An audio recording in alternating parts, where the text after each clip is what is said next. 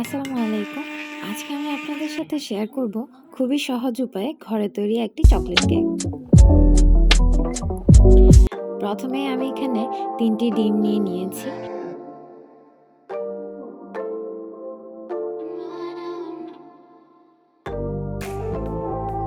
এখন আমি ডিমের সাথে ১ কাপ পরিমাণ মতো চিনি অ্যাড করে নেব। এখন ডিম আর চিনি একসাথে হ্যান্ড ব্লেন্ডার দিয়ে খুব ভালোভাবে মিক্সড করে নেব। অ্যান্ড আমরা খুব ভালো মতো ব্লেন্ড করতে থাকবো, যেহেতু আমার কাছে বেক মেশিনটা নেই অ্যান্ড ডিমগুলো এরকম ফোমি হবে। এখন এখানে ১ কাপ পরিমাণ সয়াবিন তেল অ্যাড করে দিচ্ছি আমি, অ্যান্ড খুব ভালো মতো মিক্সড করে নিচ্ছি। এইখানে আমি আরও কিছু উপকরণ নিয়ে নিয়েছি অ্যান্ড প্রথমে আমি অ্যাড করে দিচ্ছি ময়দা ১ কাপের মতো, আর বেকিং পাউডার দিয়ে দিচ্ছি ২ চা চামচের মতো, অ্যান্ড এখন সর্বশেষ আমি অ্যাড করে নেব কোকো পাউডার।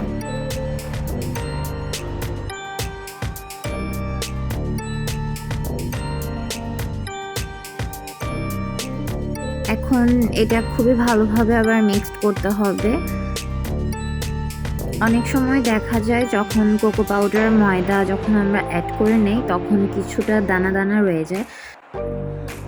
সো খুবই ভালো মতো নাড়তে হবে, অ্যান্ড যতক্ষণ না পর্যন্ত এটা মিক্সড হচ্ছে খুব ভালোভাবে নাড়তে হবে।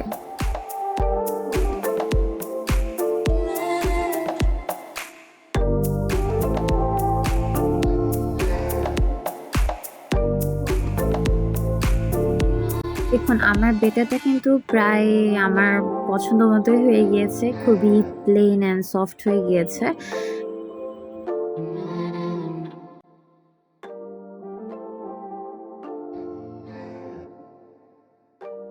এখন আমি একটা র্যাপিং পেপার নিয়েছি অ্যান্ড এটা দিয়ে খুব ভালো মতো মুড়িয়ে, যাতে ভেতরে বাতাস না ঢুকে, এয়ারপ্রুফ এর মতো করে খুবই ভালো মতো সুন্দর করে পেঁচিয়ে আমি এটা এখন রেখে দেব প্রায় ১ থেকে ১.৫ ঘন্টার জন্যে, যেহেতু আমার হাতে খুবই কম সময়, আজকে আমি এটা বানাচ্ছি।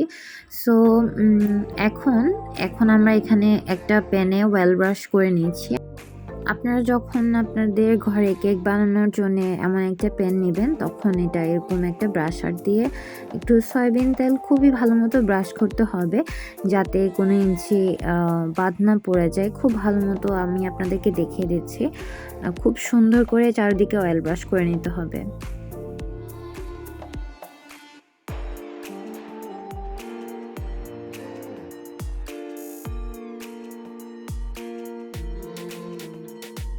সো আমি এখন র্যাপিং পেপারটা খুলে নিচ্ছি। খুলে আবার একটু ভালো করে আমি নেড়ে নিচ্ছি, অ্যান্ড নেড়ে আমি আমার কেক প্যানে আমি এখন বেটারটা ঢেলে দেব। আপনাদেরকে আমি কাছ থেকে দেখাই আমার কেকের বেটারটা এক্স্যাক্টলি কেমন হয়েছে, আপনারা দেখলেই বুঝতে পারছেন।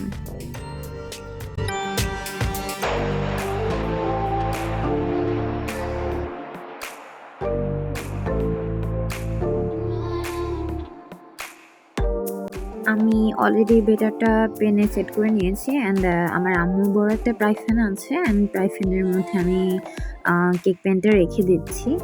অ্যান্ড আমি যেহেতু আজকে এটা আমি চুলায় করছি, অ্যান্ড চুলার আগুনটা আমি খুবই মিডিয়াম আছে রাখতে হবে। এখন আমি একটা বড় ঢাকনা দিয়ে দিলাম। এই যে দেখুন আমার কেকটা কেমন হয়েছে। এখন আমি কেকটা একটা প্লেটে নিয়ে নিয়েছি, অ্যান্ড কেকটা কেটে আপনাদেরকে দেখাবো আসলে কেকটা সফটনেসটা কেমন ছিল।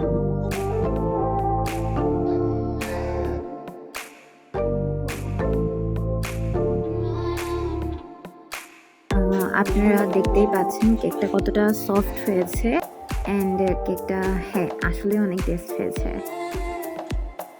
থ্যাংক ইউ এতক্ষণ আমার সাথে থাকার জন্য। আসসালামু আলাইকুম।